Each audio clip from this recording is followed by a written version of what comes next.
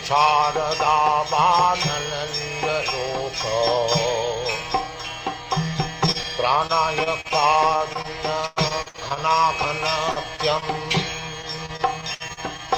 Prapta-sakalana-gunāna-vasha Bandhe Guraki-charanarabindam Nikunda-juna-rati-kali-siddhai Nikunda-juna-rati-kali-siddhai Jajali-vijyuktir-apekshaniya Nikunda-juna-rati-kali-siddhai Jajali-vijyuktir-apekshaniya Tatrāti-dakṣāt-gati-vallavasham Vande Gurasi-charanarabindam Vande Gurasi-charanarabindam Vande Gurasi-charanarabindam Vande Gurasi-charanarabindam Samsara-dāvānalanda-loka Pranaya-kārunya-ghana-ghanatyam Prapta-sakalana-gunāna-vasha Bandhe Guraki-charanarabindam Bandhe Gurasi-charanarabindam Bandhe Gurasi-charanarabindam Sakshādharītena samasta shāstrayī Ruktastatha bhāpata eva sadabhi Sakshādharītena samasta shāstrayī Ruktastatha bhāpata eva sadabhi Priya eva tasya Vande Gurasi-charanarabindam Tu Prabhu-ja priya eva tasya Vande Gurasi-charanarabindam Samsara-dāvānalanda-loka Pranaya-kārunya-ghana-ghanatyam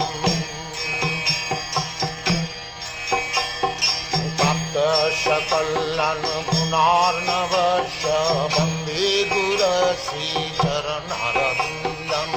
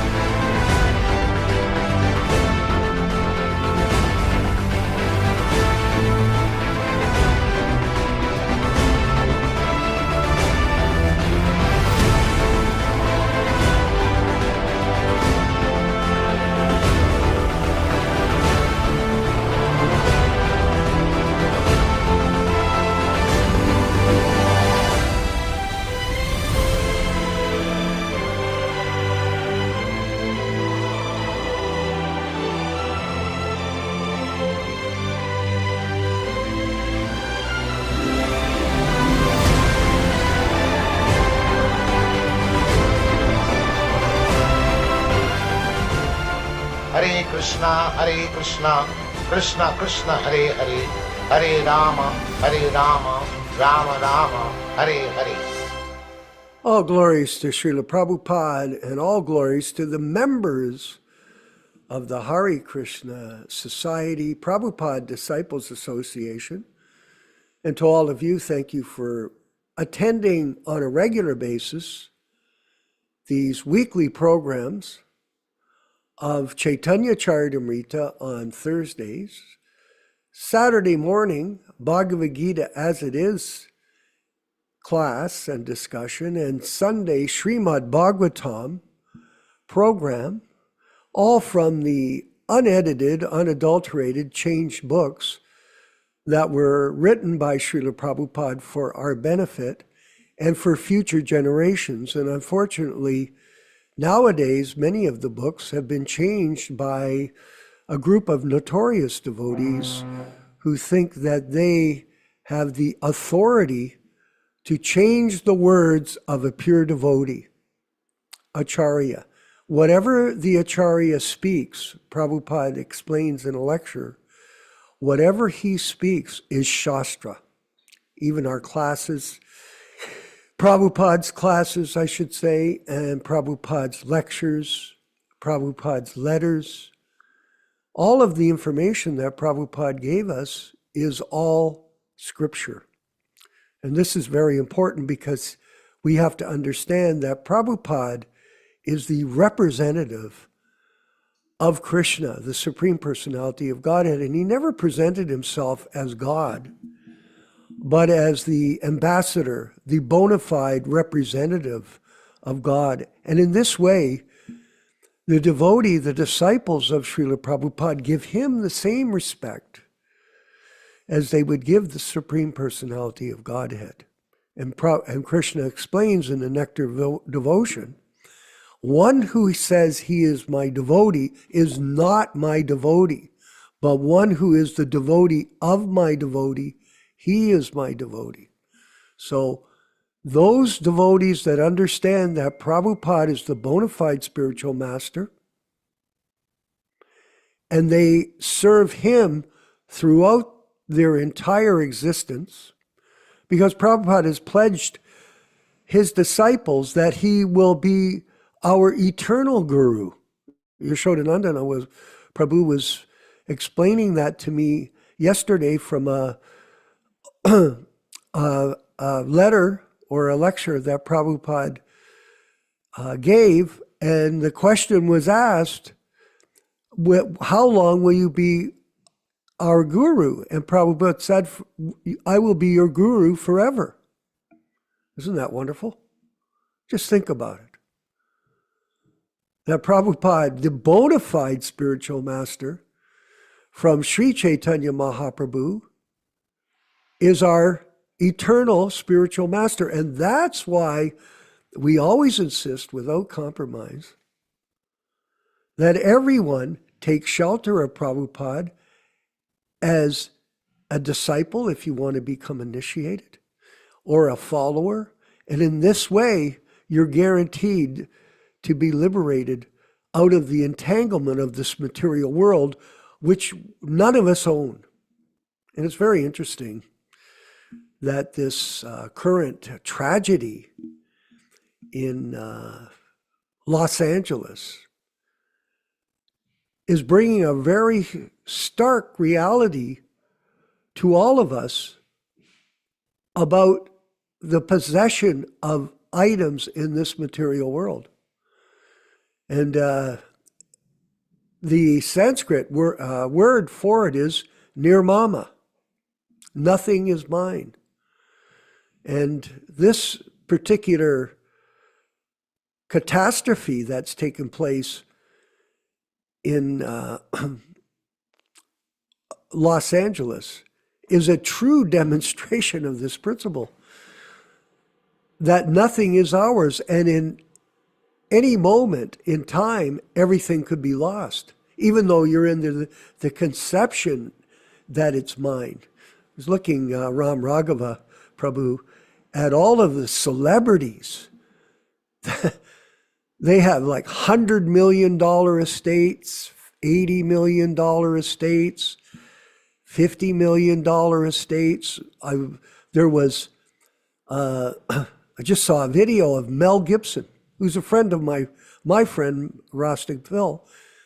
And he is gone back up to his house in Beverly Hills, and it's been completely annihilated. It's one thing. Fire is a complete extinguisher of items. It's used to extinguish the body. When you have your funeral pyre, when you pass from the world, you burn in the fire, and it becomes ashes, zero. So, like that, these people had these huge mansions. Kim Kardashian, $100 million mansion filled with jewels and cars, millions and millions of dollars in cars and automobiles. And tragically, very tragically, look at that. My house before and after the California fires. Yeah, that's very good. You can see that. Tremendous buildings and accommodations. And after the fire, zero. Nothing is mine. But we think, oh, nothing will happen to me. Like these people, they lived in a paradise. Absolutely paradise. I've been to LA 28 times in my career over the years, not recently, but in the past. And toured all of these areas, Malibu and the different beaches. So you never thought, or I'm sure they never thought, that they lose everything. But this is a demonstration to all of us. It doesn't matter who you are.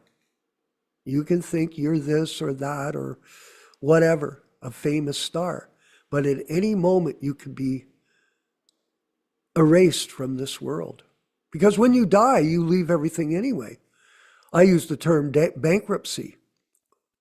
Bankruptcy means you lose all your money. You declare bankruptcy. Death is the same. When you die, you're bankrupt. You have to prepare your will, give everything away. My son's coming tomorrow. I'm going to prepare a will for him to distribute all the assets. I'm going to give some money from my estate to the Hare Krishna Society in my will. Absolutely. Because this is a registered charity. I don't want everything to be squandered. I don't want to say that my family would squander it, but without properly engaging money in the service of Prabhupada's book distribution, without properly engaging it in his preaching mission and the protection of his legacy, then everything is lost. And our society, and Yaśodā-nandana Prabhu and his brilliance, started this Hare Krishna Society. I love the name, by the way. I think it's a fantastic name. And he started this in 2002, and now it's 2024. And just for detail, I ran the legal affairs for the charity in Canada, all the temples, Montreal, Toronto, when I was working full-time with that group. And there's a lot of details in keeping everything, all the books up to date.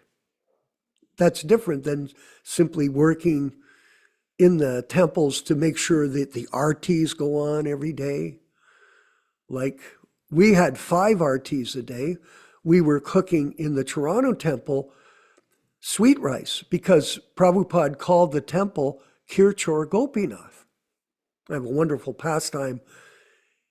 I'll tell, not today because we don't have time.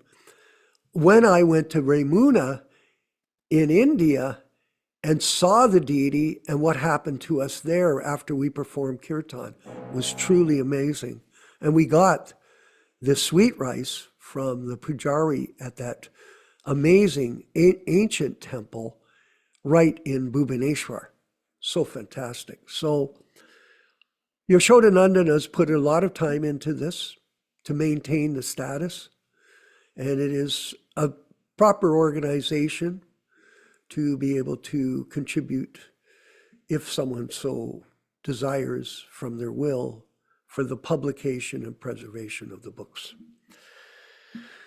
So anyway, think about this disaster and take notice of it as a lesson to all of us, that at any moment we can be called from heart attack, from natural disaster, from other living entities. We can be called out of this body and into our next birth, and we can't take anything with us. So this is a good opportunity for all of us. We're going to go to the Nectar of Devotion in this evening's program. As you know, I've been reading this particular book, and I'm planning to read after this the Krishna books. I haven't read the Krishna books in some time. I finished reading all the Bhagavatams. I'm going to read that after I finish. I read the three times the Caitanya-caritāmṛtas, plus we're reading them in class. So devotees, all of us, we got all our own campaigns of study. And as you know, we should focus on these books only, no other books. That was Prabhupada's request. And I'm reading chapter 25, and it's very insightful. Actually, it's an amazing blessing for anyone that can relish these books to get an understanding. If you are focused on Srila Prabhupada and his being his servant, then there's a special relationship between disciple and spiritual master. And it's in terms of the reading of the books. It's a personal experience and very exciting. This particular section of the Nectar of Devotion is far beyond my level of devotional activity, I must say. But I'm honored to go through the exercise and be in the role of a student at the feet of Srila Prabhupada in his purports, and also at the feet of Rupa Goswami, who's explaining these elevated understandings of Krishna consciousness through the words of the six Goswamis, and Rupa Goswami being the chief. So we're reading devotees of Krishna. A person who is always absorbed in Krishna consciousness is called a devotee of Krishna. Srila Rupa Goswami says that all the transcendental qualities discussed above are also found in the devotees of Krishna. A certain percentage, because we're qualitatively one. The devotees of Krishna can be classified into two groups: those who are cultivating devotional service in order to enter into the transcendental kingdom, and those who are already in the perfectional stage of devotional service, like Srila Prabhupada. A person who has attained the stage of attraction for Krishna and who is not freed from the material impasse, but who has qualified himself to enter into the kingdom of God, is called sadhaka. Sadhaka means one who is cultivating devotion in Krishna consciousness. The description of such a devotee is found in the 11th canto, 2nd chapter, 45th verse of Srimad Bhagavatam. It is said there that a person who has unflinching faith in and love for the personality of Godhead and his spiritual master is as well, who is in friendship with devotees of Krishna, and who is very merciful to the ignorant, with tact, raising them to the standard of devotional service, and who's interested in non-devotees, is considered to be situated in the position of cultivating devotional service.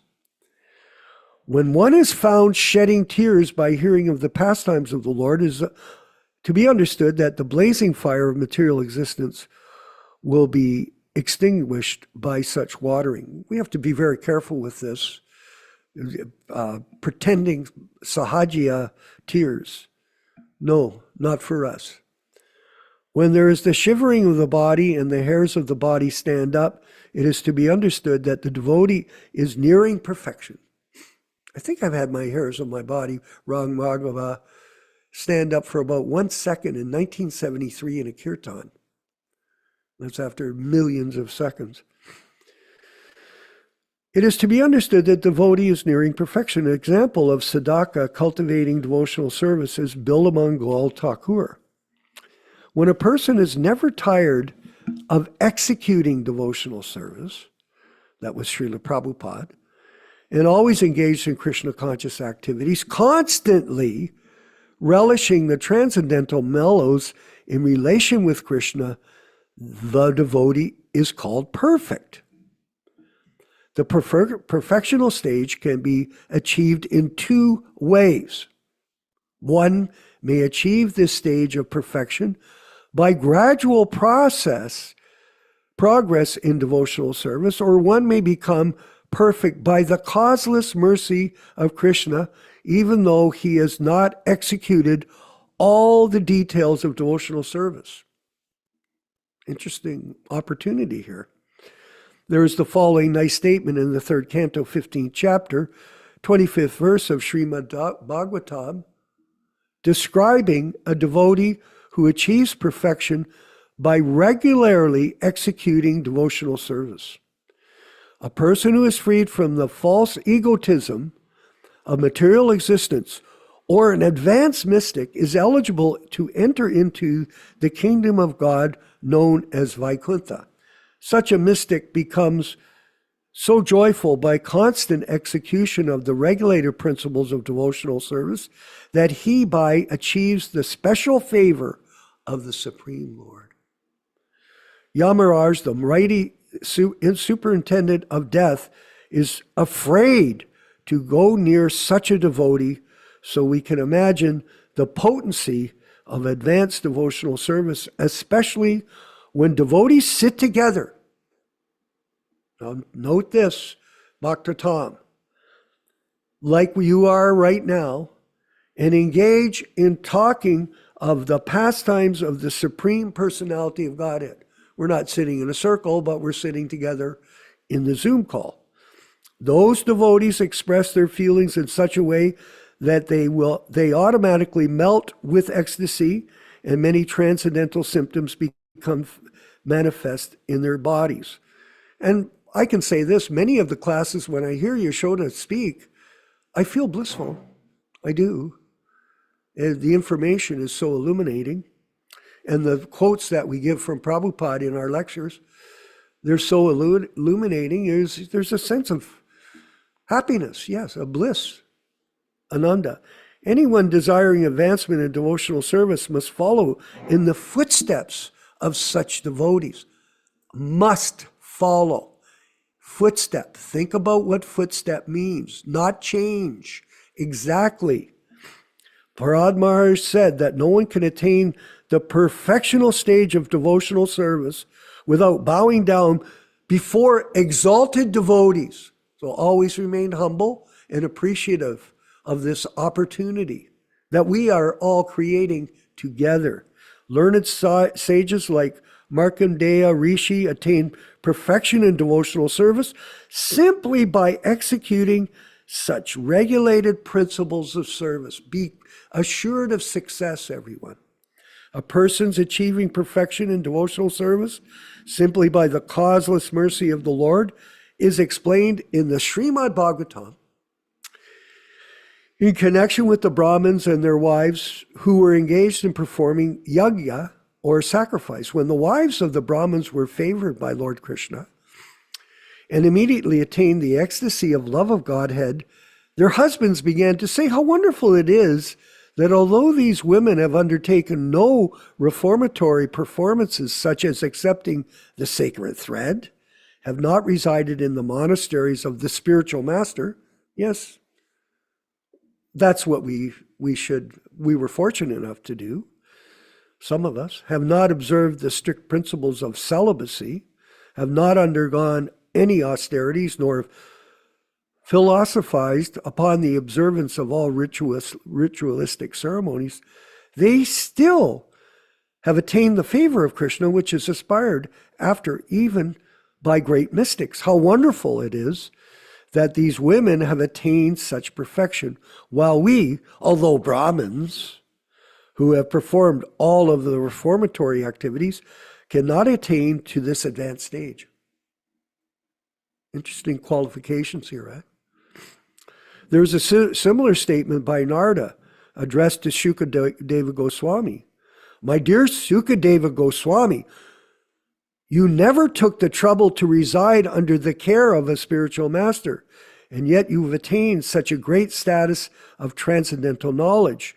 You never took the trouble to undergo severe austerities, and still how wonderful it is that you have been situated in the most perfect stage of love of Godhead.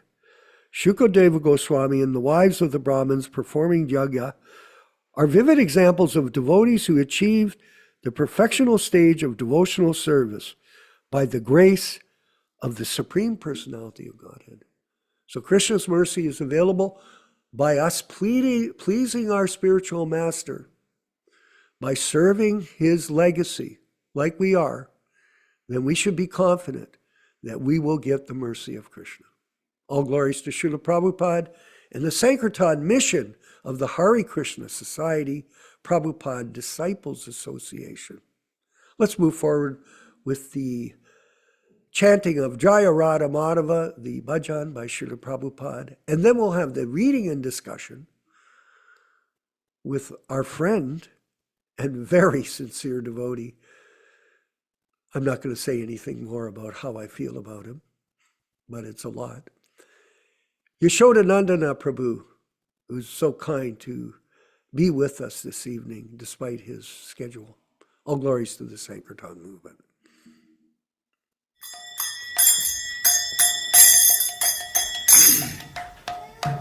Sai.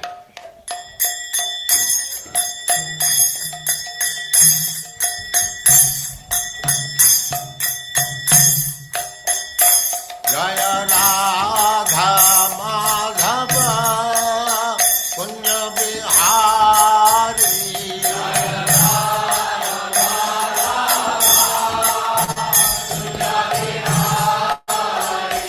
Jaya Radha Madhava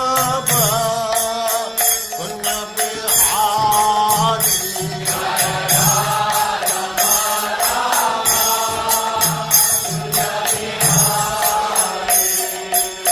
Gopi Jana Vallabha Girivaradhari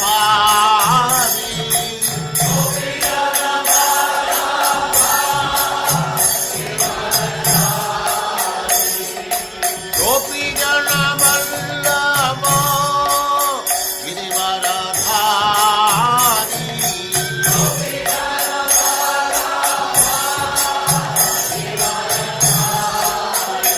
Jaya Radha Madhava Punya Bihari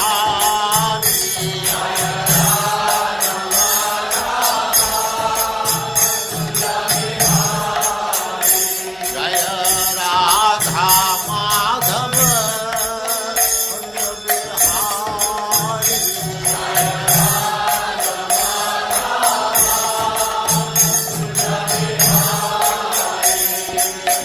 Gopi Jana Vallabha Girivaradhari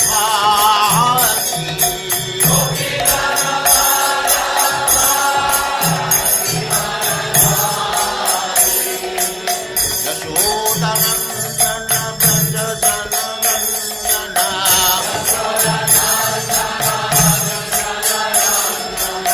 Yaśodā-nandana Braja Jana Nandana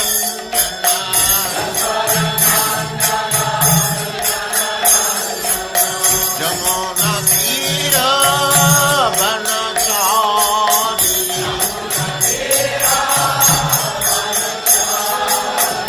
Jamuna Tira Vanachari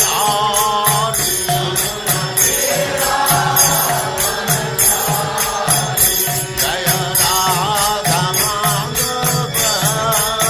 Punya Bihari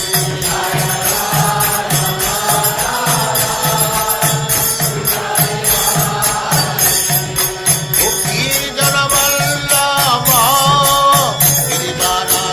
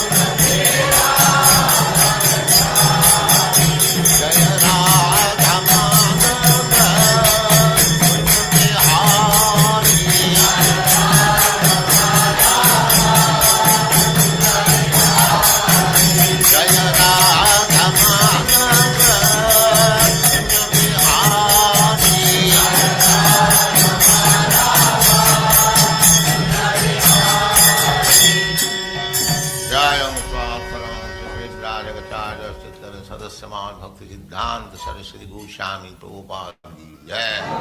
Ananta Koti Vaishnavrinda ki Jai. Namacharya Srila Haridas Thakur ki Jai. Prem se kaho Sri Krishna Chaitanya Prabhu Nityānanda Sri Advaita Gadadhar Sivas Adi Gaur Bhaktivinoda ki Jai. Sri Radha Krishna Go Gopinath Sam Kund Radha Kund Giriyodhan ki Jai. Vrindavan Dham ki Jai. Navadvip Dham ki Jai. Swami Bhaktivinoda ki Jai. Ganga Mai ki Jai. Jamuna Mai ki Jai. Tulasi Devi ki Jai. Bhakti Devi ki Jai. Swami Bhaktivinoda ki Jai. All glories to the assembled Lord. All glories to the assembled Lord. Thank you very much.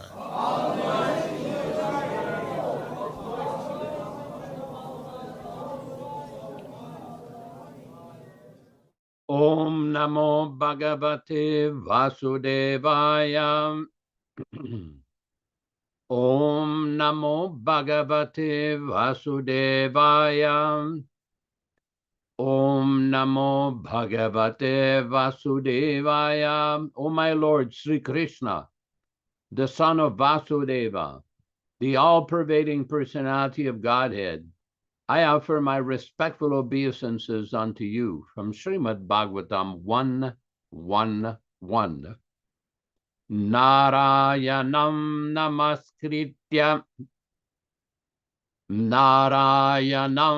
namaskritya naram cheva narottamam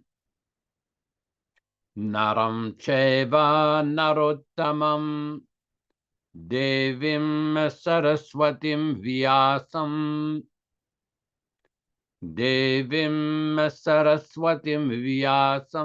Tato Jayam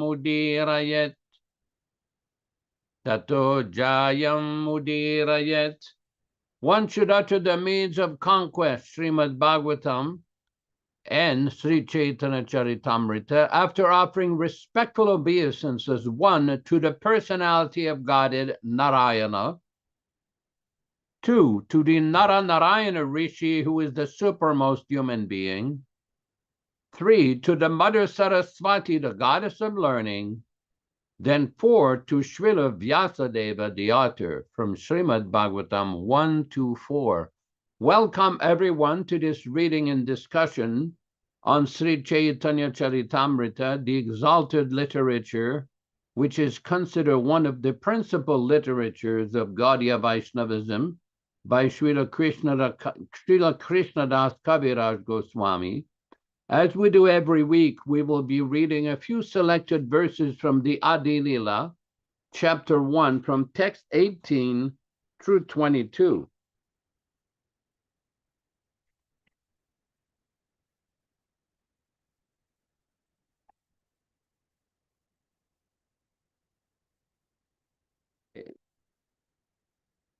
Jai Jai Sri Chaitanya Jai Nityānanda Jaya Dvaita Chandra Jaya Gaura Bhakta Vrinda. Glory to Sri Chaitanya and Nityānanda. Glory to Advaita Chandra.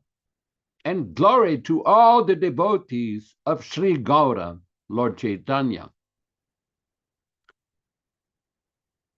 Next. 18 Thakur Gaudiya ke karye chenayatmasat 18 Era Charana Vandana Tire Morinat.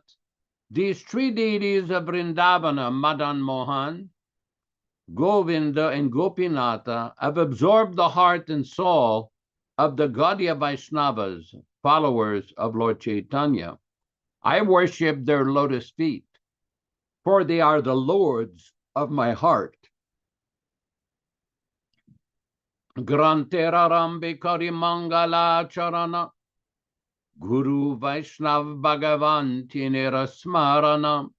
In the beginning of this narration, simply by remembering the spiritual master, the devotees of the Lord, and the personality of Godhead, I have invoked their benedictions. Tinera Smarane Vigna Vinashana Anayaseya Nijavanchita Purana. Such remembrance destroys all difficulties and very easily enables one to fulfill his own desires. Simangala charanoi trivida prakar vastu nirdesha chiravada namaskara. The invocation involves three processes: defining the objective, offering benedictions, and offering obeisances. Again, it should be mentioned that this particular reading and discussion is on the basis of the original non-edited, non-interpolated, non-polluted 1974 version of the Sri Caitanya-caritāmṛta. We are reading today from the Adi Lila, chapter 5, text number 67.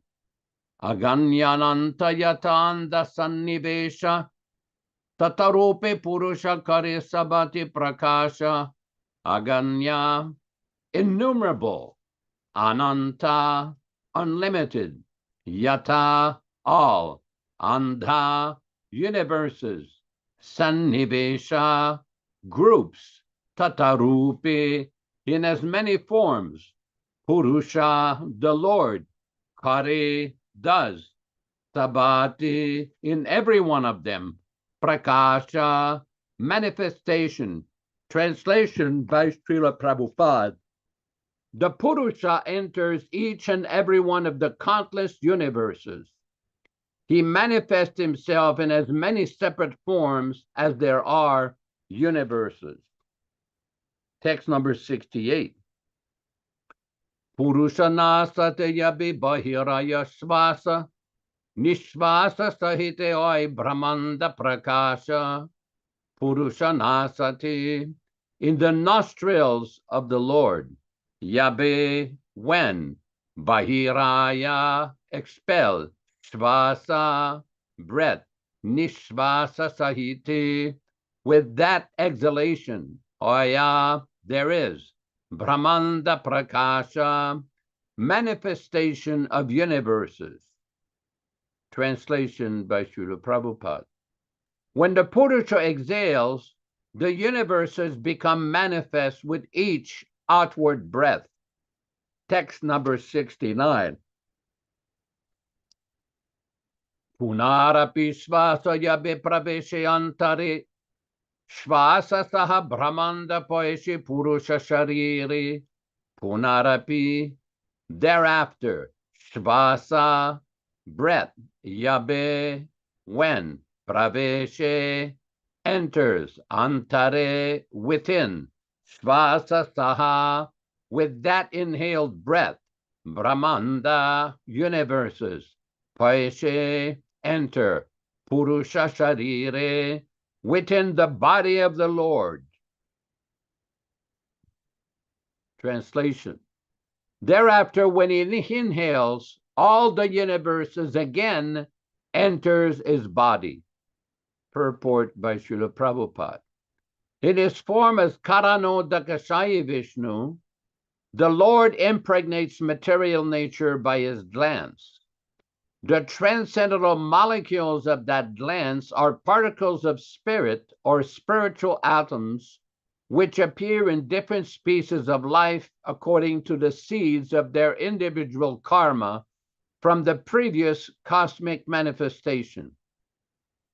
And the Lord himself, by his partial representation, creates a body of innumerable universes, and again enters each of those universes as Garbhodakshayi Vishnu. His coming in contact with Maya is explained in Bhagavad Gita by a comparison between air and the sky. The sky enters everything material, yet it is far away from us. Text 70. Gavakshera randriyena trasarenu chale, purushera lomarupe brahmandera jale, gavakshera, of windows of a room, randre, within the holes, yena, like, trasarenu, 6 atoms together, chale, moves, Purushera of the Lord, Loma Kupe in the holes of the hair, Brahmandera of universes, Jale a network. Translation: just as atomic particles of dust pass through the openings of a window, so the networks of universes pass through the pores of the skin of the Purusha. Om Ajnana Timirandasya Jnananjana Shalakaya Chakshurunmilitam Yena Tasmai Shri Gurave Namaha. Nama Om Vishnupadaya Krishna Prestaya Bhutale Srimate Bhaktivedanta Swami Nityānanda Namaste Saraswati Devi Gauravani Pracharine Nirvishesha Shunyavadi Paschatya Deshatarine Bhakti Siddhanta Shishyaya Bhaktivedanta Namine Prasannaya Prashantaya Tasmai Shri Gurave Namaha.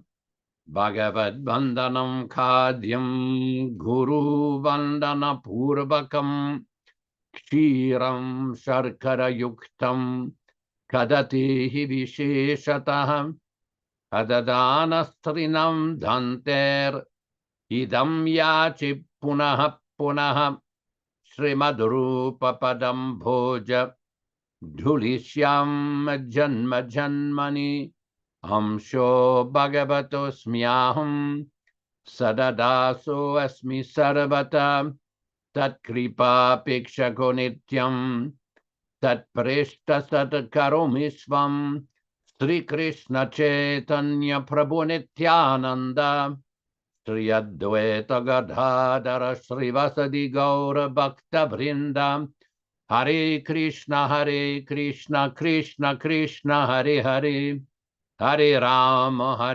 Rama Rama Hare Hare. As we continue the reading and discussion of this specific portion of Sri Caitanya-caritāmṛta, we see the depth of detail and precision that Krishnadas Kaviraj is employing in this description of the Purusha avatar, specifically the Mahavishnu or Karana Udakasayi Vishnu. Just like sometimes for practitioners and followers of different religious sects or different religious groups, they tend to characterize the teachings that are found in the Vedas and associated Vedic literatures as mythology, because they claim that we have no such experience as somebody with 4 arms or somebody with so many different characteristics that we do not experience in this world. In Sanskrit, there's 2 important words. One is called prakrita, which is manifested. One is called aprakrita, or non-manifested or transcendental. I've often related the story that one time I had the opportunity to spend a few days with Aprakrita Prabhu in Montreal. I was on my way to Quebec City to visit my dying or departing father. And it was very strange because at 2:30, 2:45 in the morning, I'm hearing some chanting. And usually I get up later, 3:30, 3:45, 4 o'clock. But he was up chanting steadily. And he did chant 25 rounds every single day. Aprakrita, he would only sleep a few hours a day, like 4.5 hours, and chant 25 rounds, which is remarkable because all day he would be engaged in activities of hearing, chanting, preaching, sending books, preaching the message of Lord Chaitanya. When we repeat these obeisances to Srila Prabhupada, Gauravani Pracharine, that Srila Prabhupada was preaching the message of Gaura, Lord Gaura, Sri Chaitanya Mahaprabhu, Vani, the teachings, the message, then Aprakrita was a very good example of such a personality. He has strong faith and dedication to Srila Prabhupada. In my mind, it was like Jayananda Part 2. He was an exalted soul, a very special soul, and anybody who had the chance to basically associate with a Prakriti or come in contact with him or his preaching, you could not avoid being affected in a very positive, transcendental way. This is very important. This is the difference between Prakriti or the material world that we're experiencing, and the transcendental world, the spiritual world. Because this is a very important point to understand.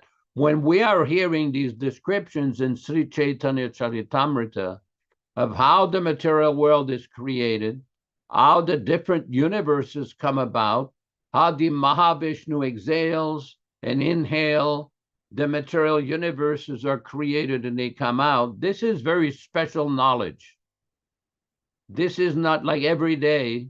If you live in Ontario, they have what's called a Globe and Mail in Toronto, which is considered a very prestigious, very reliable newspapers.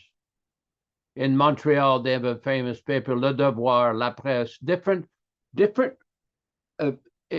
publishing institutions that publish everyday news of this world, the Prakriti world. What we have here is the news of the transcendental world. Now, this is not to castigate any aspersions or criticism of any other religious group or any other sampradaya or any other devotee. But what we find in the teachings of Sri Chaitanya Mahaprabhu and his followers is very, very deep.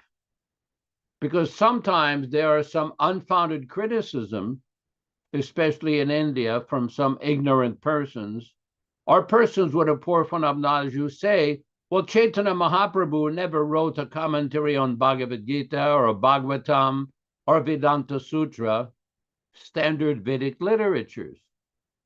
Well, he only wrote 8 verses, the Shikshastakam. One time, Srila Prabhupada made a comment that the entire body of literatures of the Goswamis is the purport on the Shikshastakam. So Chaitanya Mahaprabhu wrote 8 verses, but Jiva Goswami alone was said to have written almost 400,000 verses, the cumulative writing of Jiva Goswami. Sanatana Goswami also wrote many literatures. So did Rupa Goswami. So did Gopal Bhatta Goswami. So did Raghunath Das Goswami. All these literatures are almost 500,000 or 600,000 verses. And Prabhupada's comment was, this is the purport on the 8 verses of the Shikshastakam. So there's a lot of depth to the teachings of the Gaudiya Sampradaya. What Srila Prabhupada has brought is he has distilled, he has captured the essence of all these literatures in his purports and presented it for the common man in the age of Kali Yuga, so people could understand these complex teachings, these complex theological discussions, such as we have in Sri Caitanya-caritāmṛta and other books, and make it available for anybody with a reasonable degree of intelligence and faith to appreciate these transcendental literatures. That's why earlier today I put in the chat certain statements. This is a statement from a class in New York on July 20th, 1966. I'm reading from the chat here. It's a Bhagavad Gita class, chapter 4, text 6, in New York on July 20th, 1966. Prabhupada is explaining, Bhutva Bhutva Praliyate, Bhagavad Gita 8:19. It is manifested and again dissolved, and in the spiritual sky. That is the function of this material nature. There is another nature, superior nature, which is called the kingdom of God, Sanatana, eternal. So from that eternal nature, all these, either God or representative of God or incarnation of God, they come down at times when there is necessity. Just like the other day, I explained to you just like there is scheduled time of the appearance of the sun. In your America, just like 4:30 a.m. in the morning, you find the sun rising. Scheduled time again and again, 24 hours after you'll find the sunset, sun rising. In every country, there is a scheduled time of the sun rising. Similarly, there are innumerable universes in the sky. This is one of the universe which we are seeing. There are innumerable universes. So in one of the universes, there is some incarnation or representative of God always there, and there is scheduled time. Now, this is very important. This is related to what we are reading in the Sri Caitanya-caritāmṛta about the function of the Mahavishnu or Karana Udakashayi Vishnu, which resides in the Karana ocean between the material world and the spiritual world. And when it's time to create, these universes come out of the breeding of this Mahavishnu. This is also explained in the Brahma Samhita very nicely. Interestingly, in the Caitanya-caritāmṛta itself, there is a statement by Chaitanya Mahaprabhu says, there is no scripture equal to the Brahma Samhita. This is the topmost Vaishnava literature. And when we read this book, especially with the commentary of His Divine Grace, Srila Bhaktisiddhanta Saraswati Thakur, and Prabhupada's numerous citations that he gives in his lectures of Brahma Samhita, it is most exalted. It describes everything in the spiritual world, the material world, how everything is manifested, the form of Krishna, the position of the various demigods such as Durga, Shiva, Ganesh, Surya. Everything is explained nicely there. And that this is very important for Vaishnavas, because if Sri Chaitanya Mahaprabhu considered the Brahma Samhita the topmost transcendental literatures, it's very important for us to become familiar with this literature. I mean, Srila Prabhupada recommended the recitation of this most auspicious literature for all the Gurukul children and all the devotees. In the morning when the deities are open, Prabhupada introduced the chanting of Yamuna Devi Dasi with certain specific verses from the Brahma Samhita. Prabhupada, if you study his various lectures and writings, he's constantly quoting from that book. Very important. There's commentary on the Brahma Samhita by Jiva Goswami, by Bhaktivedanta Thakur, by Bhaktisiddhanta Saraswati Thakur, and our Srila Prabhupada is quoted from that book so many times. This is very, very special literature. Very special. What's to be noted here, where I'm heading with this, when the time came for publishing the commentary of Srila Bhaktisiddhanta Saraswati Thakur, the devotees wanted to know if this book should be edited. And Prabhupada made a comment, this is documented in some letter, that you cannot even change one comma of my Guru Maharaja's writing.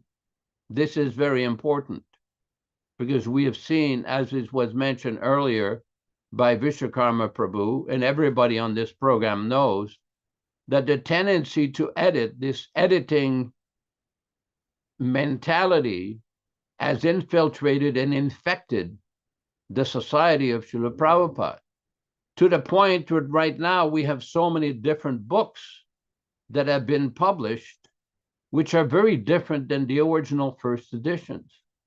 Now, many people are under the misconception that pre-1978 means it's an original book. It's not. And the example of this was in the 22nd of June, 1977, which was called the Rascal Editors Conversation, where Prabhupada criticized when he found out that the Ishopanishad had been edited. There was a few editions of Ishopanishad, and we found this out in the Gurukul in Vrindavan, when we were reading the Sri Ishopanishad with commentary by Srila Prabhupada. And at one point, we found out there was 3 different editions. And the Gurukul children said, well, this is a different book that you're reading. I was reading from the 1969 edition. Some of them had subsequent editions. So when Prabhupada heard this, he was very upset. He said the next printing again should be the original way, or the first edition. Because the principle in Shastra is that you cannot change the writings of a great Acharya. Now, you can make notations or commentary in the future, although if the Acharya has written a commentary, Prabhupada said it is not required or necessary to make a commentary.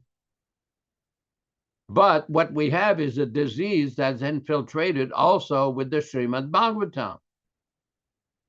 We had one devotee in India, one of these computer geniuses, a computer expert. He made a study of the Srimad Bhagavatam first 4 cantos, how many changes were there between the first edition and the subsequent editions. He found there were more than 21,000 changes. So this kind of change disease is disrespectful to the Acharya, Srila Prabhupada. Even though there may be grammatical flaws, just like we are reading on Sundays, the Srimad Bhagavatam, the 1962 edition, there are obvious typographical mistakes. Now, it should be understood that in those days in India, the printing that was done is very different. The technology that was used is very different than what we have today in 2024, in January of 2025. It was very different. It's called typesetting, with the typeset every word. And it took time. And it was my understanding, by speaking with devotees who are very familiar with that system, that many of these people that did the original typesetting for Prabhupada's books were not familiar with the English language, that the English language was not their mother tongue or their original language. Their original language was Hindi. So there was a lot of mistakes that were made. The mistakes were not Prabhupada's mistakes. They were the mistakes of the typesetters. But Prabhupada wanted the book out so that the preaching could commence, the preaching could start. And this is very important.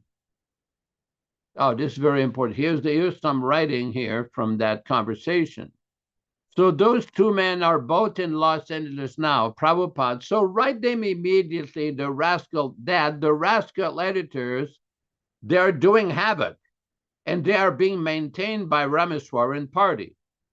Tamal Krishna. Sometimes there's a fear that some word will be unpopular, and on account of desire to gain popularity or acceptance, they lessen the strength of the word. They change the word. They choose a word which is more so-called acceptable.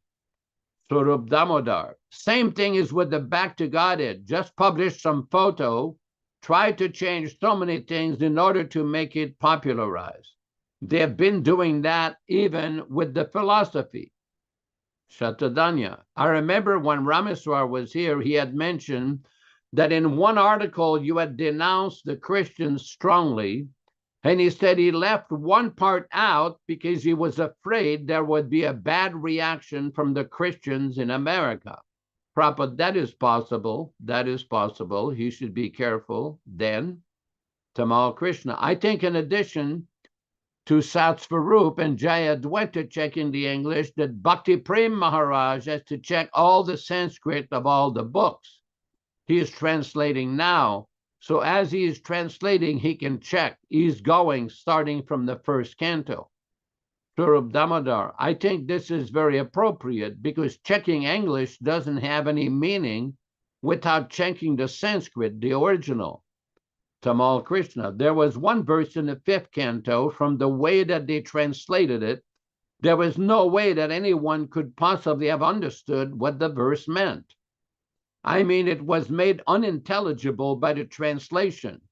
So we were reading. Finally, Bhakti Prem says, wait a minute, this translation is wrong. They have edited an extra statement here that is not there. And it makes it completely not understandable. Then suddenly, when he corrected the Sanskrit, it was easy to understand. It was very clear. Prabhupada, so what to do? Tamal Krishna. So I think we just have to be slow but sure. We have to go over all the books and make sure that they're perfect before they are printed again. Not be in such a rush, print all nonsense. Swarup Damodar, one time I had a strong talk with Ramaswar Maharaj about our article for printing in the Back to Godhead. I didn't want them to be printed in Back to Godhead because they made so many changes. Prabhupada, oh, he has dared to change yours also? Swarup Damodar, oh yes, they changed so many things in our article. And it was on the telephone. I was speaking to him in Atlanta from Los Angeles, and I told him that this article should not be printed because they have made so many changes. And I didn't like that. Then they answered that it has already been offset, and BBT policy is always to be rushing. It's always BBT policy. Then I told them that if you sacrifice quality on the strength of rushing, then it is your business, but it is not my way. So please don't print it. But in any case, they have printed anyway that article, and we all have had a bad reaction. Prabhupada, so you bring this to Sapswarup, they cannot change anything. So in this way, this conversation went on. You can read this conversation on your own. It was on a June 22nd, 1970. So the point here that Prabhupada is saying, do not change. Prabhupada's books in his writings are perfect. They are complete. They are very precise. And the more they change these books, the more everything becomes polluted. Very dangerous tendency, as we've seen what they've done with the Bhagavad Gita. But what to do with those who claim that they have seen the truth? Kindly forgive me, today I may have to leave early, but thank you very much for your attention, your participation. And if you get the chance, try to locate these various postings I've done here with regard to the position of a pure devotee. I did those in the beginning of the class. Again, my respectful obeisances to all of you, and we hope that everything goes well. Hare Krishna, Hare Krishna. Glories to Srila Prabhupada. Thank you very much. The potency of Krishna is inconceivable.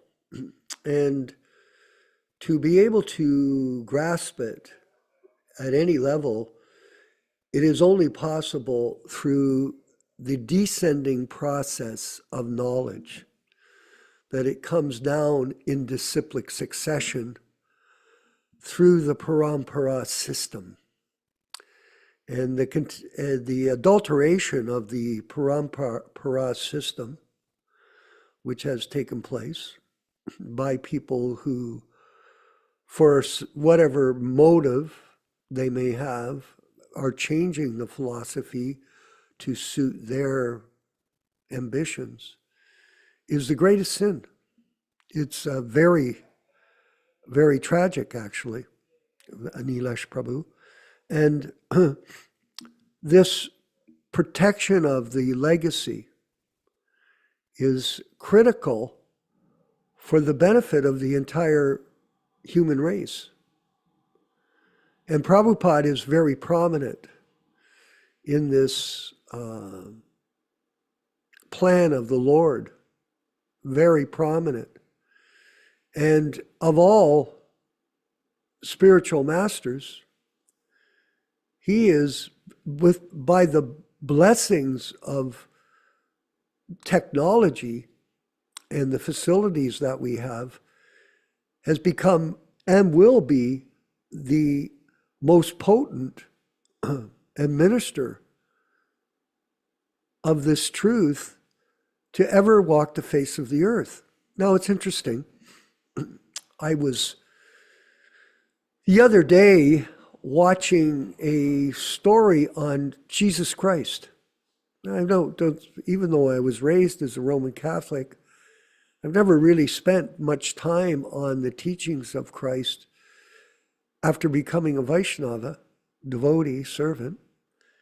But somehow or other, I fell upon this explanation of Christ and his teachings.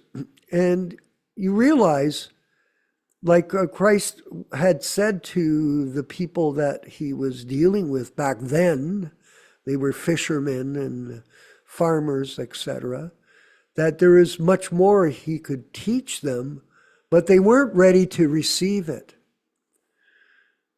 That the level, the time and circumstance was much different than today's society and opportunity. In fact, what happened was he performed this one miracle.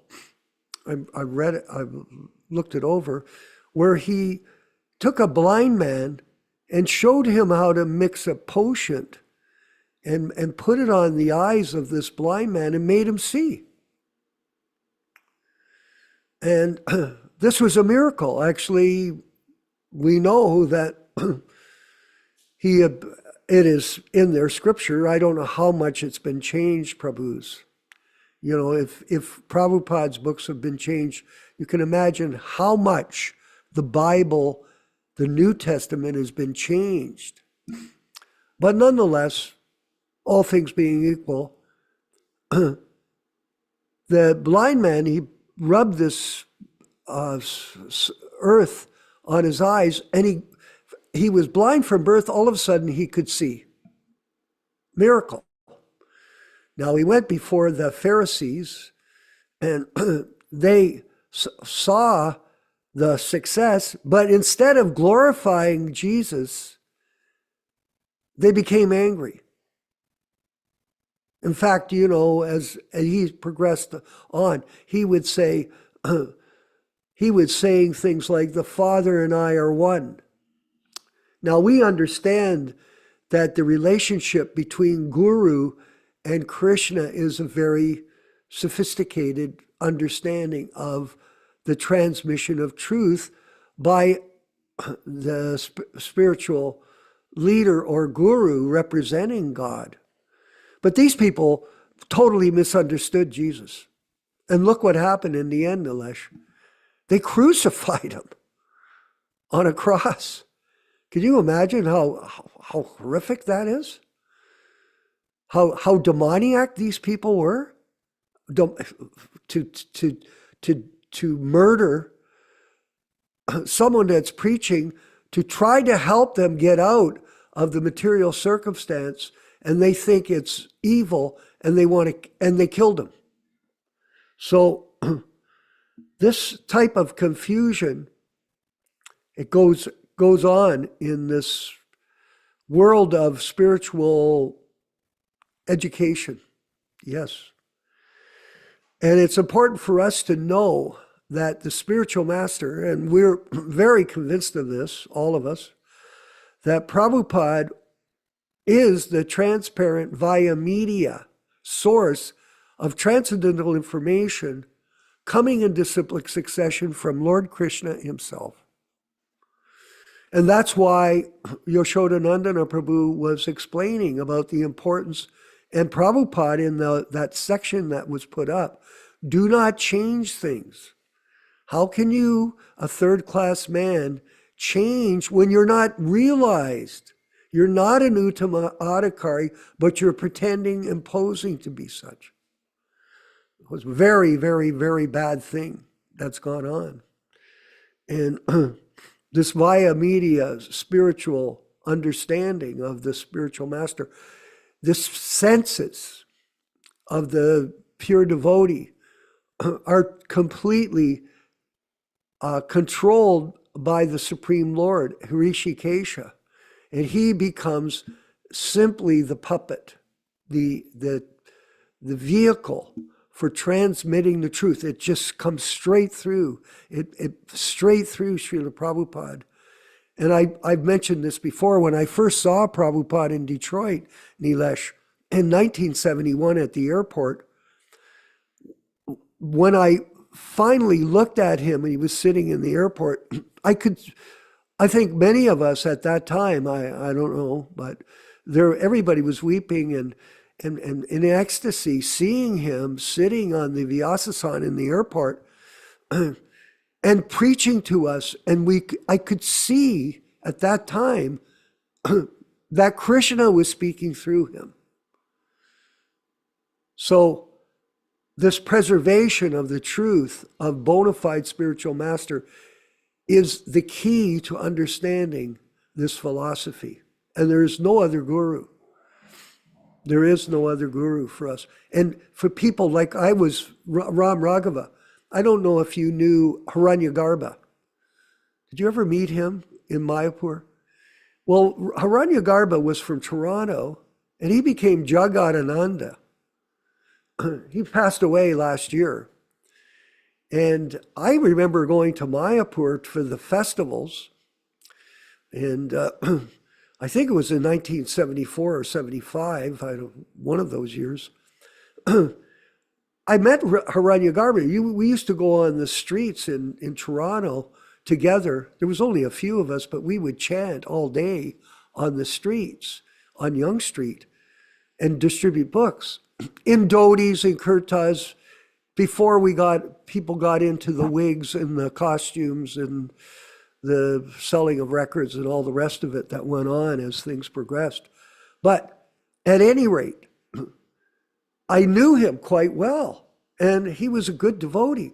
All of a sudden, he comes to me in Mayapur, and he tells me he just took initiation from Lalit Prasad Thakur. I was like, what? Like, how can you do that? You know, you only have one spiritual master to do that. And Prabhupada was present in Mayapur at the time and giving lectures every day. For week after week, we'd go to programs in the morning and evening and hear Prabhupada speak. And what he became, Jagadananda, renounced his initiation with Srila Prabhupada. How whimsical. I always, I wasn't really tactful with him because he was my God. Are you crazy, man? What are you doing? You're not, that's against the rules. That is against the rules of Vaishnava philosophy.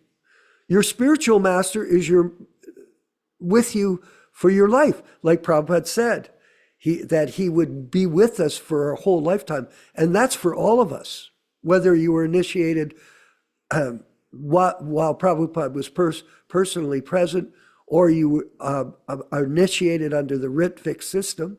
It's the same thing. You're a Prabhupada disciple. I had a message, Nilesh Sharma, from Vinayak Sharma. He sent me a message last week, and he says to me, I hadn't seen him at the classes for some time. I don't see him here today. And he sent me a message. He said, oh, by the way, because he was planning initiation with us. And there was a plan that Yaśodā-nandana Prabhu was going to go to Japan, and there was going to be 10 people initiated under his sponsorship. And I had suggested to him, maybe first you should get initiated, and then go ahead and we'll do this, we'll work with you to expand the Prabhupada. Then he says to me, I hope you're not mad at me. He sends me this email. I go, what? What do you mean, mad? Why would I be mad? Oh, I went to Bangalore with Madhu Pandit's group, and I took initiation through them. And my name is such and such brahmachari.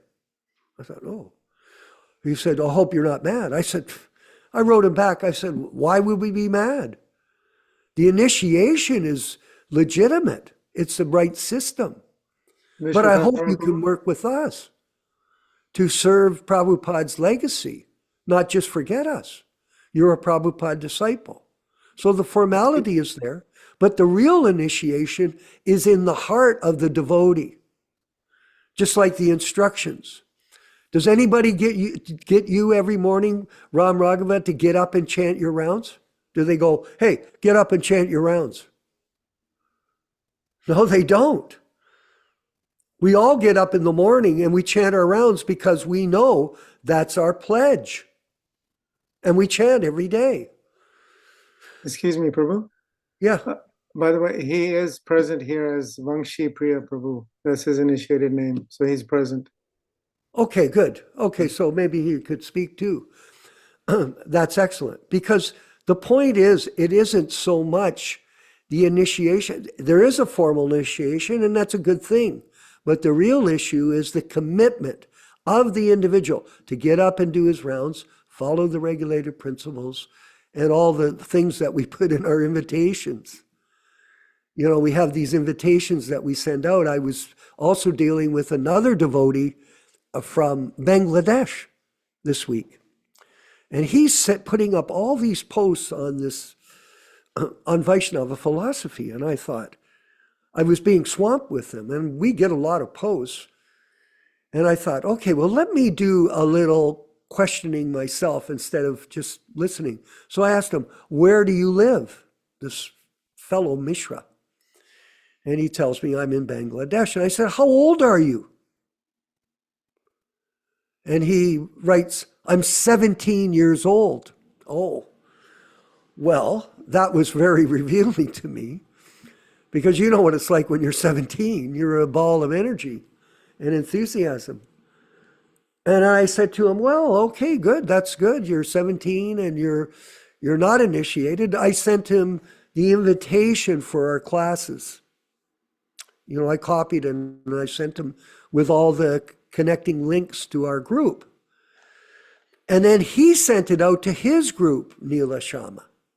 And then someone in his group, because they're more, you know, sort of technically aware of how to transmit information, sent it out to his group. And then one brahmacharini sends back, but I don't chant my 16 rounds, because we put in that you should chant your rounds to attend the program in this. And I sent back a message to them, their group. I said, that's all right. Just come to the program. That's the most important thing. Get the association. And then gradually things will unfold. So this initiation process, or the cultivation of new people, is a very important part to inspire them to take it up with their own, because we're not like, back in the day, Nilesh, we used to, you know, wake everybody up in the morning.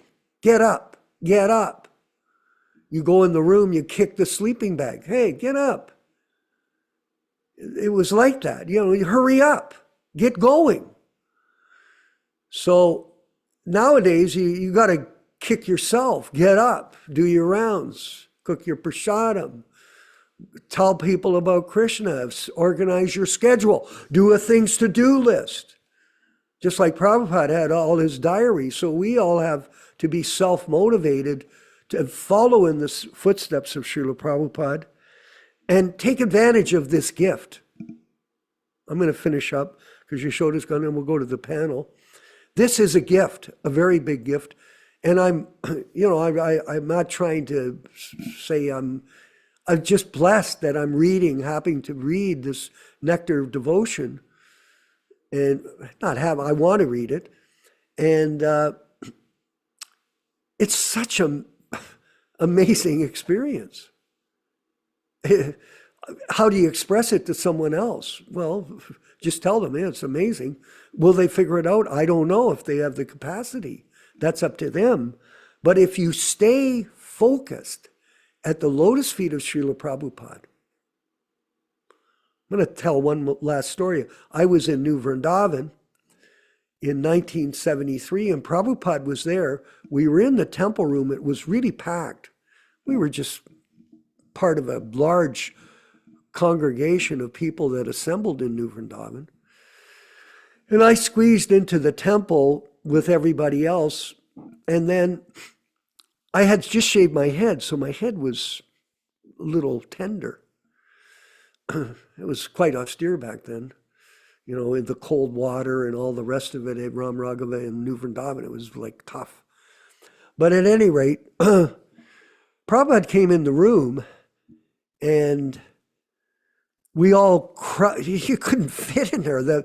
It was that small temple room, so people were crammed in there. It was totally broke all the fire regulations. Oh my God. But at any rate, I bowed down and I felt somebody's feet on my head. And I thought, who the heck? Now, this was me. I'm, the way I am, I'm going, who's got their feet on my head? And I looked up when we all stood up, and it somehow or other, Prabhupada's, both his feet went on my head. And I thought, whoa. So who can say what is the mercy of how the mercy of Krishna can unfold for everyone? And this is the position that we should be in, that we take the feet of our spiritual master and put it on our heads and follow him back to home, back to Godhead. And that will be our success, period. The following of our spiritual master without any change, without any deviation, and without any misunderstanding. What have we got here, Nilesh? You got something? Prabhuji, you were talking about inviting people to the class and what is the importance of it. Srimad Bhagavatam, Canto 1, Chapter 5, verse 26. Prabhupada talks about this in his Read purport. it, please. Read it for us. Actually, the whole purport is very nice. Read Lord Shri it, Krishna, read it. the absolute personality of Godhead, is attractive not only in his personal features, but also in his transcendental activities. It is so because the absolute is absolute by his name, fame, form, pastimes, entourage, paraphernalia, etc. The Lord descends on this material world out of his causeless mercy and displays his various transcendental pastimes as a human being, so that human beings attracted towards him become able to go back to Godhead. Men are naturally apt to hear histories and narrations of various personalities performing mundane activities, without knowing that by such association, one simply wastes valuable time and also becomes addicted to the three qualities of mundane nature. Instead of wasting time, one can get spiritual success by turning his attention to the transcendental pastimes of the Lord. Now, this is very critical. By hearing the narration of the pastimes of the Lord, one contacts directly the personality of Godhead. And as explained before, by hearing about the personality of Godhead from within, all accumulated sins of mundane creatures are cleared. Thus, being cleared of all sins, the hearer gradually becomes liberated from mundane association and becomes attracted to the features of the Lord. Narad Muni has just explained this by his personal experience. The whole idea is that simply by hearing about the Lord's pastimes, one can become one of the associates of the Lord. Narad Muni has eternal life, unlimited knowledge, and unfathomed bliss, and he can travel all over the material and spiritual worlds without restriction. One can attain to the highest perfection of life simply by attentive hearing of the transcendental pastimes of the Lord from the right sources, as Sri Narada heard them from the pure devotees, Bhaktivedantas, in his previous life. This process of hearing in association of the devotees is especially recommended in this age of quarrel, Kali. Prabhupada books, Srimad Bhagavatam, Canto 1, Chapter 5, verse 26. Perfect. So once again, reaffirming the value of good association and the value of a direction to Srila Prabhupada's original Vani incarnation. I see, did Garuda leave our talk? Is he still here? I don't see him. He left. Oh, unfortunate. I wanted him to further comment on his post on the chat, but nonetheless, we'll go forward. Dharma Bhavana in Dallas, Texas. Maybe you could make a comment for us on today's discussion. Hare Krishna, yeah. Thinking, earlier you talked about the people who don't follow near mama. Nothing is mine. And if you're in Los Angeles area, you're may have a lot of trouble. And here in Texas, if someone doesn't follow near mama, there could be horrible tornadoes at any time, or even many, many tornadoes. Oh, You could have like a lot of F5 tornadoes that destroy tens of thousands of people's homes in one day. And Oh. these happen sometimes in Oklahoma. Maybe they're not that serious all the time, but it can be very, very serious, these tornadoes. And besides that, something happened to me last week. One of the older devotees that lived here in Dallas before asked me to do an interview. She was starting an interview process, and I was number one, the first one. She was given this as an assignment, so she said, I want to do interviews. So I said, okay. And I didn't know how I would do the whole thing. She's not really a Prabhupada-Ācārya devotee, but at the same time, I prayed to Prabhupada Krishna to give me the energy and power to do it in such a productive way that if it goes on YouTube, it will be, beneficial. And I think I sent the YouTube to some of my friends, like yourselves. And but I kind of made the point there that a lot of the problems and misinformation, disinformation, it started a lot around 1978. And I made the point that a lot of that disinformation or misinformation has not been resolved yet. So I was trying to be very tactful and not really kind of make it to where they wouldn't put it on YouTube. But that was kind of the point that I was trying to make without making a big scene about it. That's all. Hare Krishna. Thank you. okay. Well, it's good for people to hear you speak and help them in understanding. And that's the job of each one of us. I see we got a Vamshi Priya Das. That must be our godbrother from Japan.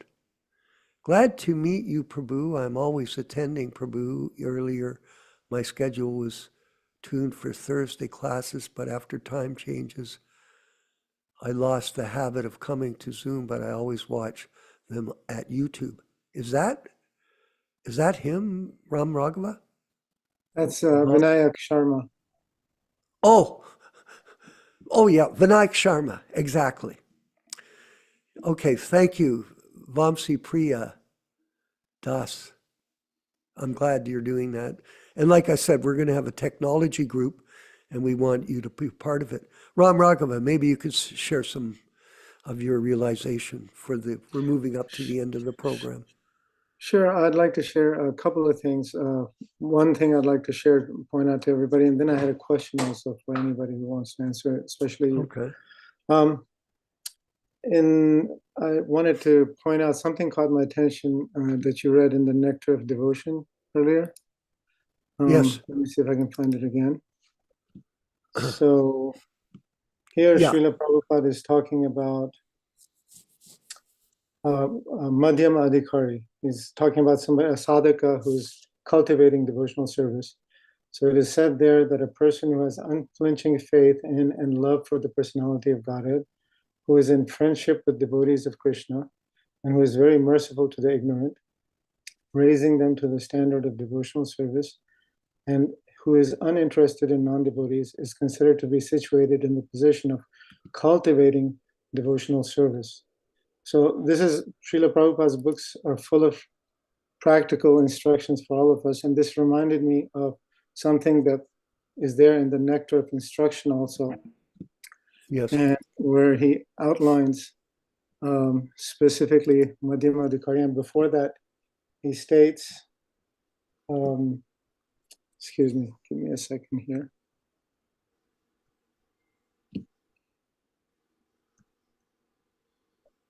Yes, make that a little bigger. I hope everybody can read that.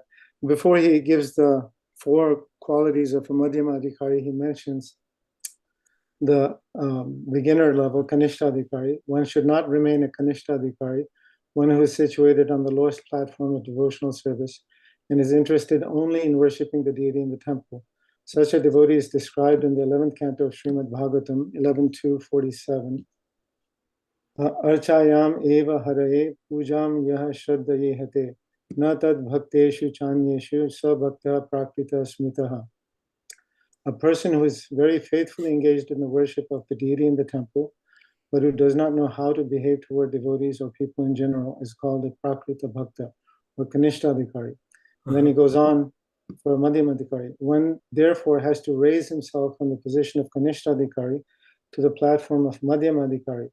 The Madhyamadhikari is described in Srimad Bhagavatam 11.246 in this way. And he gives the 4 qualifications of the Madhyamadhikari, or 4 descriptions.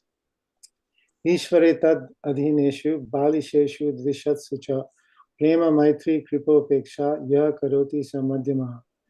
So the Madhyamadhikari is a devotee who worships the Supreme Personality of Godhead as the highest object of love. That's 1. 2, makes friends with the Lord's devotees. 3, is merciful to the ignorant. And 4, avoids those who are envious by nature. So these are all very practical instructions for us that we can put in practice in our life. It's amazing how the nectar of devotion has the same thing in the nectar of instruction. So that caught my attention. And then the other thing, the question I had was, I love the purport that we read in the Caitanya-caritāmṛta today. Let me see if I can find that again.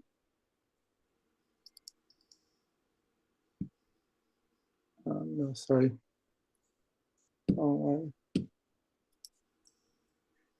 Where Prabhupada explains how the Krishna glances on the material nature and impregnates the material nature, and how that is it's text 69, chapter 5. Okay.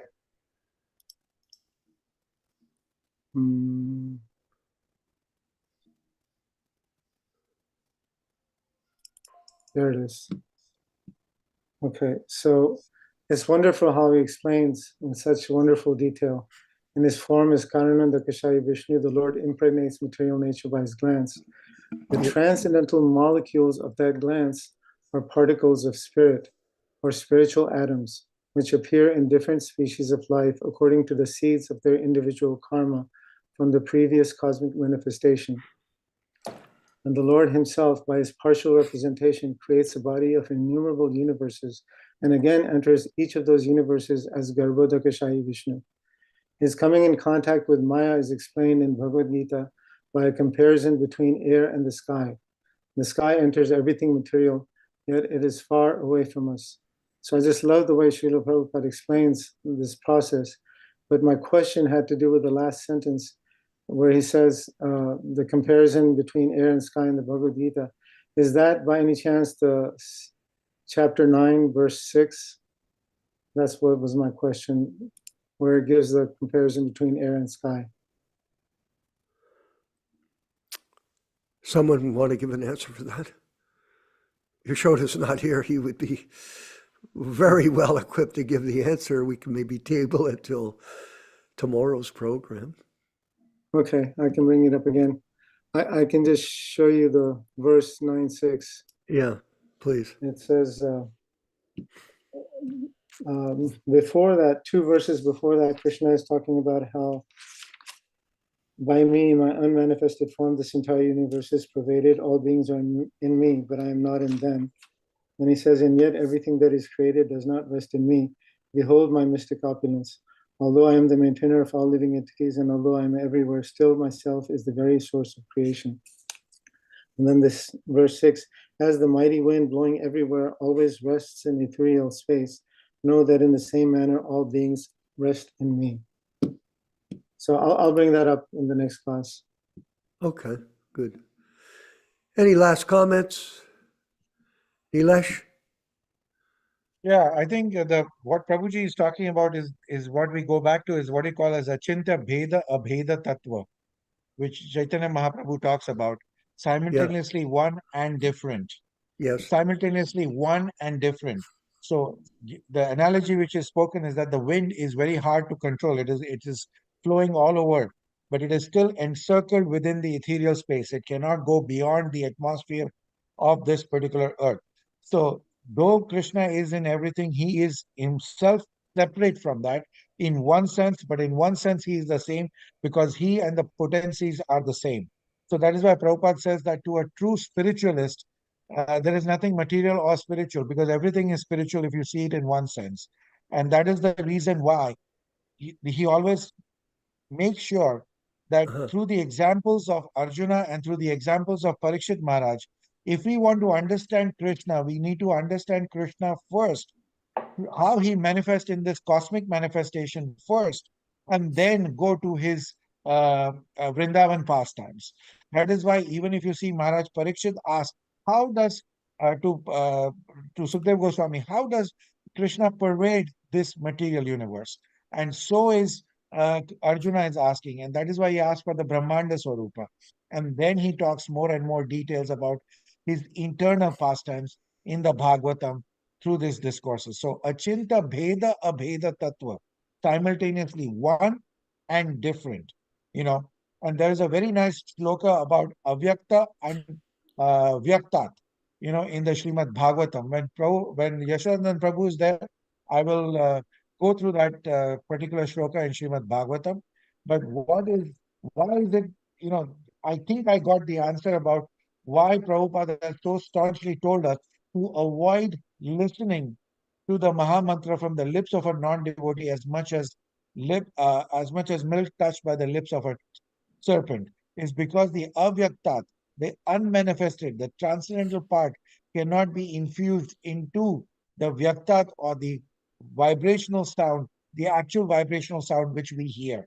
So I will discuss that further when he comes in, so that he can either refute it or he can corroborate to my deductions. Okay, excellent. And thank you. And we want to thank everybody for being a part of our Thursday evening. It was a good attendance today, not bad. We're small. We're a small group, but we've got a quality group of people, and that's more important than quantity, it's quality.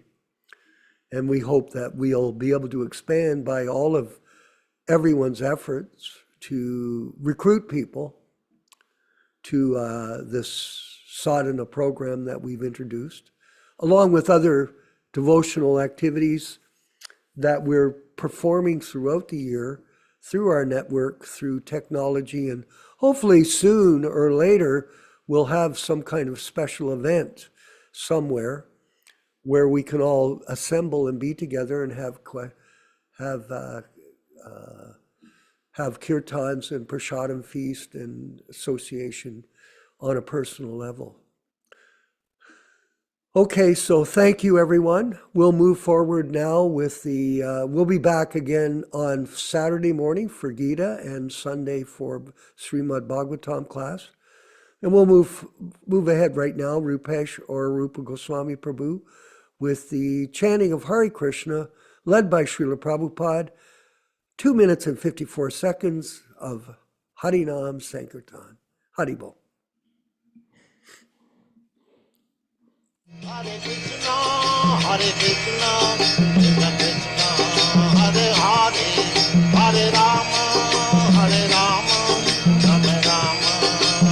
Hare Hare. Hare Krishna, Hare Krishna, Krishna Krishna, Hare Hare, Hare Rama, Rama Rama, Hare Hare. Hare Krishna, Hare Krishna, Krishna Krishna, Hare Hare, Hare Rama, Rama Rama, Hare Hare.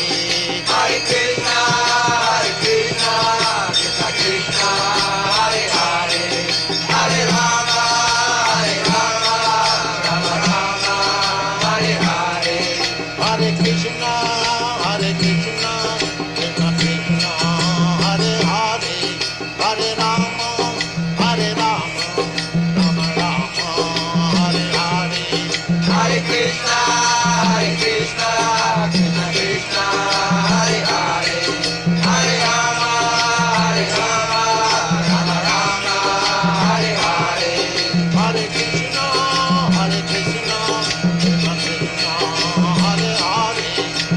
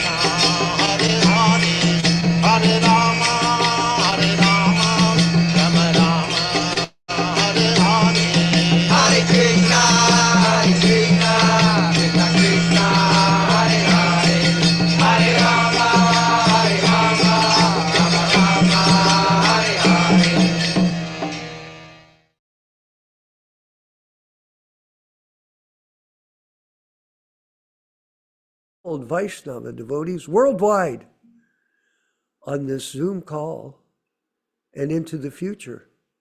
Panchakalpa tarubhyascha kripa sindhu bhaivacha patitanam pavinibhyo vaishnavebhyo namo namaha. I offer my respectful obeisances unto all the Vaishnava devotees of the Lord who can fulfill the desires of everyone, just like desire trees, and who are full of compassion for the fallen souls. All glories to the Sankirtan movement of Sri Chaitanya Mahaprabhu.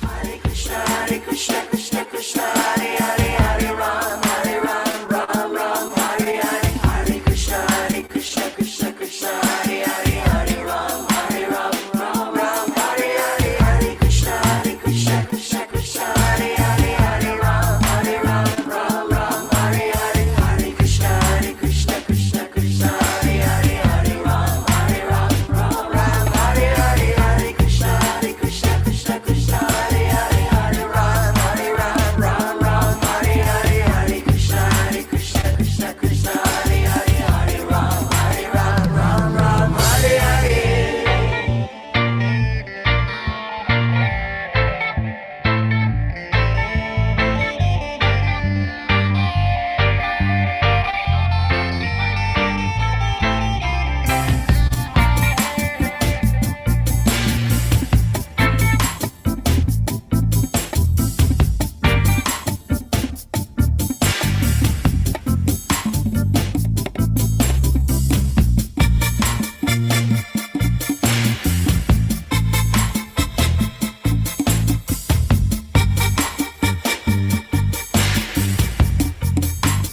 Hare Hare, Hare Rama,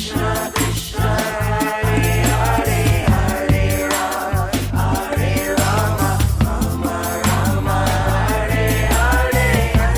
Hare Krishna, Krishna Hare Hare, Hare Ram, Ram Hare Hare. Hare Krishna, Krishna Hare Hare, Hare Ram, Ram Hare Hare. Hare Krishna, Krishna Hare Hare, Hare Ram, Ram Hare Hare. Hare Krishna, Krishna Hare Hare, Hare Ram, Ram Hare Hare.